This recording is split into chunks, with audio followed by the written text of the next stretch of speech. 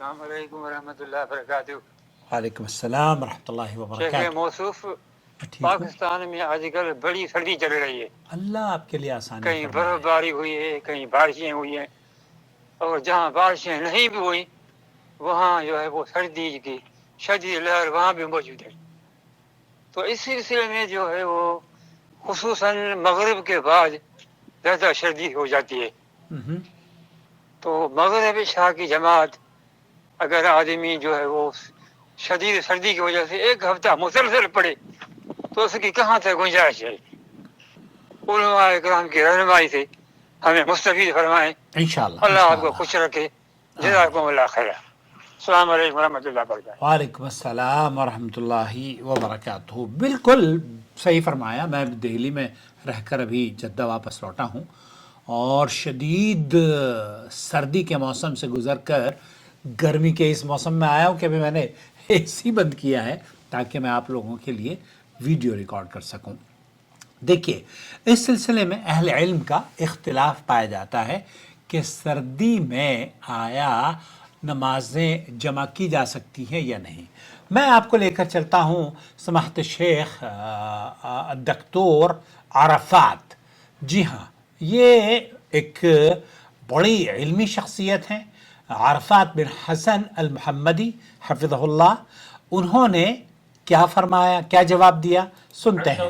ما حکم جمع الصلوات؟ ما حکم جمع الصلوات، یہی بالکل سوال پوچھا جا رہا ہے کہ شدید سردی کے موسم میں الشتاء بسبب البرودة، بسبب البرودہ، جب کہ شدید سردی پائی جاتی ہو تو کیا ہم دو نمازوں کو جمع کر سکتے ہیں؟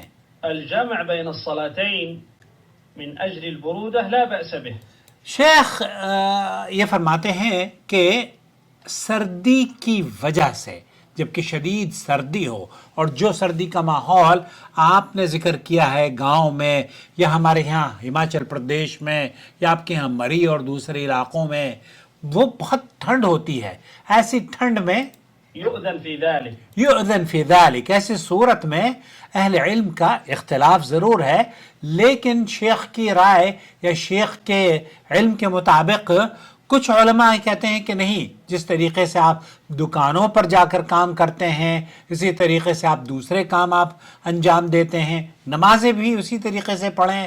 شیخ سلیمان الماجد نے کہا کہ یہ قرینہ اور اس طریقے سے موازنہ کرنا کہ لوگوں کے اعمال جو ان کی ڈیلی ضرورت کے کام ہیں انہیں ہم دین امور سے کمپیئر کرنا شروع کر دیں، یہ کمپیریزن بھی درست معلوم نہیں دیتی، اس لیے یہ جائز ہے۔ وكذلك يؤذن له أن يتخلف عن صلاة الجماعة۔ اس لیے ایسی صورت میں اگر شدید سردی ہے تو پھر اس کے لیے جائز ہے کہ وہ دو نمازوں کو جمع کر کے پڑھ سکتا ہے، اور مسجد اگر جماعت سے اس کی پڑھنے میں مشقت ہو تو وہ اپنے جماعت سے بھی پیچھے رہ سکتا ہے۔ وقد جاء في صحيح البخاري من حديث ابن عمر ما يدل على ذلك۔ اس میں صحیح بخاری کے اندر جو حدیث موجود ہے، اللہ کے رسول صلی اللہ علیہ وسلم نے كانوا يقولون ألا صلوا في الرحال في الليلة الباردة، فی اللیلۃ الباردہ، اللہ کے رسول صلی اللہ علیہ وسلم کے عہد مبارک میں یا صحابہ کے دور میں یہ نماز کے بعد کہا جاتا تھا، یا اذان کے بعد، اذان ہی میں اسے کہا جاتا تھا۔ ابھی آپ نے سنا ہوگا کرونا کے دنوں میں یہ ساری چیزیں ہم نے اپنی آنکھوں سے دیکھی ہیں کہ اعلان کیے جاتے تھے کہ آپ اپنے گھروں میں نماز پڑھ لیں، مسجدوں میں آنے میں دشواری ہو رہی تھی۔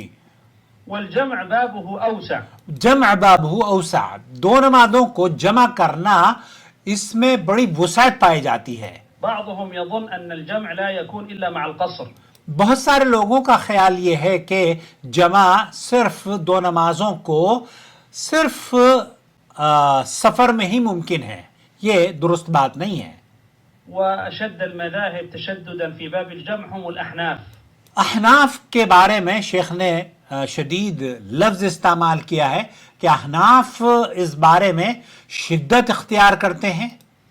فإنهم لا يرون الجمع إلا للنسك، یہاں حج کے دنوں کے علاوہ ان کے یہاں نسک میں تو دو نمازوں کو جمع کیا جاتا ہے، حتیٰ کہ نسک میں بھی عرفات کے میدان میں بھی حنفی دو نمازوں کو جمع نہیں کرتے، ظہر اور عصر کو اپنی اپنی جگہ پڑھتے ہیں.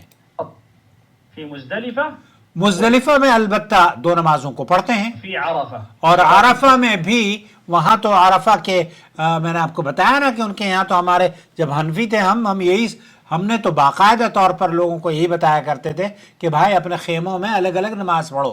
حالانکہ یہ درست موقف نہیں ہے، خیموں میں بھی آپ کو دو نمازیں جمع کر کے پڑھنی چاہیے. الظهر والعصر في عرفة جمعا وقصرا، جمع وقصرا، وصلاة المغرب والعشاء في مزدلفة جمعا وقصرا. للعشاء یہ تو اللہ کے رسول صلی اللہ علیہ وسلم کی سنت ہے.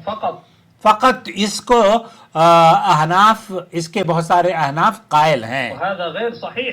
یہ صرف جمع نمازوں کو مناسک میں یا حج تک سمیٹ کر رکھ دینا، یا پھر یہ کہنا کہ یہ صرف حج کے لیے ہے یا سفر کے لیے ہی، یہ بھی درست نہیں ہے. الجمع يكون في السفر.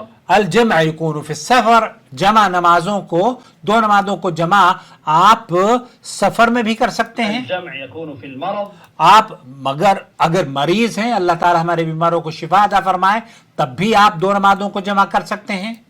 الجمع يكون في المطر. بارش اگر ہو رہی ہے تب بھی آپ دو نمازوں کو جمع کر سکتے ہیں. كذلك يكون في النسك. ایسے ہی حج کے ایام میں. ويكون أيضا في الريح الشديدة والبرد. برد، جبکہ شدید برد ہو، شدید ٹھنڈ ہو. الوحل.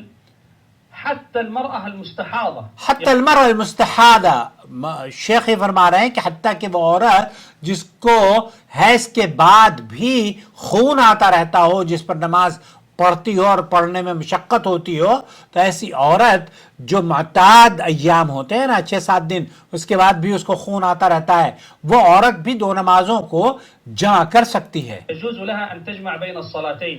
تو اس عورت کو بھی یہ دو نمازوں کو جمع کیا جا سکتا ہے. وإذا نظرنا في هذه الصور كلها سنجد أنهم يتفقون على أمر وهو ما يتعلق بالحرج والمشقة. یہاں اگر ان تمام تصاویر پر یا تمام جو حالات ہیں ان پر اگر ہم غور کریں تو سارے کے سارے یہ مربوط ہیں مشقت اور پریشانی سے. اگر پریشانی سے مسلمان دشوار ہو رہا ہے تو اسے مشقت اور پریشانی سے بچانے کے لیے یہ رخصت اللہ کے رسول صلی اللہ علیہ وسلم کی طرف سے دی گئی ہے.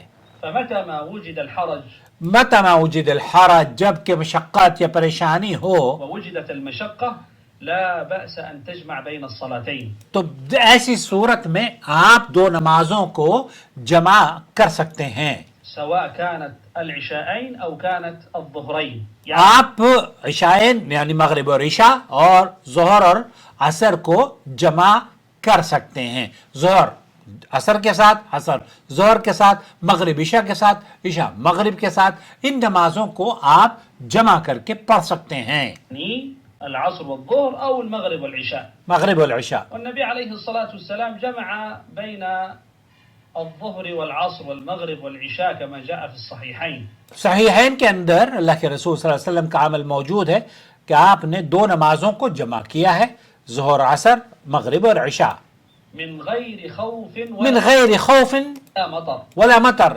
آپ کسی خوف کا بھی کوئی ڈر نہیں تھا اور نہ ہی بارش ہو رہی تھی، بارش کا بھی ڈر نہیں تھا. فلما سئل ابن عباس عن جبکہ اس عمل کے بارے میں اللہ کے رسول صلی اللہ علیہ وسلم کے صحابی سے عبداللہ ابن عباس سے پوچھا گیا ذلك قال أراد ألا يحرج أمته.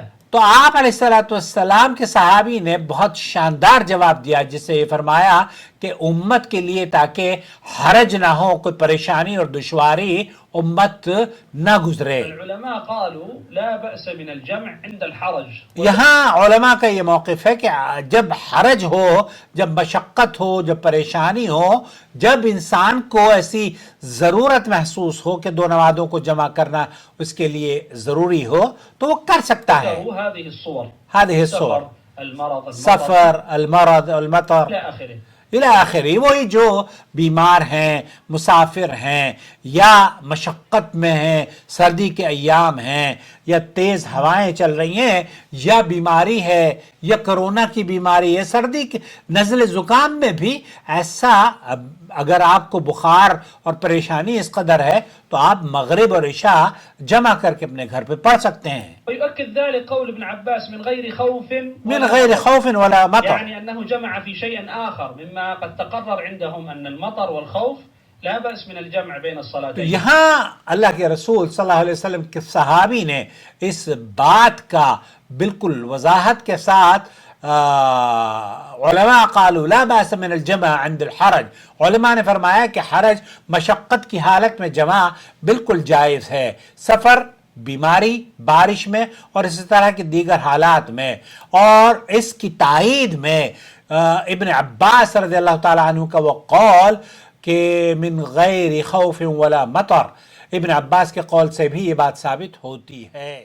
اسی طرح سے شیخ سلیمان الماجد کیا کہتے ہیں؟ هذا غبار في مشقة على بہت سارے لوگوں، جیسے سعودی عرب میں کیا ہوتا ہے، میں جب جدہ واپس آیا ہوں تو غبار، جدہ میں شدید غبار ہے اور اس غبار کی وجہ سے شدید بیماریاں پھیلتی ہیں، اور آپ اس کو اگر ماسک پہن کر نہ چاہیں تو آپ واپس آتے آتے آپ کا حلق، آپ کی ناک بند ہو جاتی ہے، اتنا شدید قسم کا غبار ہوتا ہے. تو ایسی صورت میں الناس ظاهرة أحيانا كأنما يصب الغبار صبا. آپ ایسا لگتا ہے واقعی کہ جیسے آپ کے منہ میں یا اوپر سے ریت ڈالا جا رہا ہو.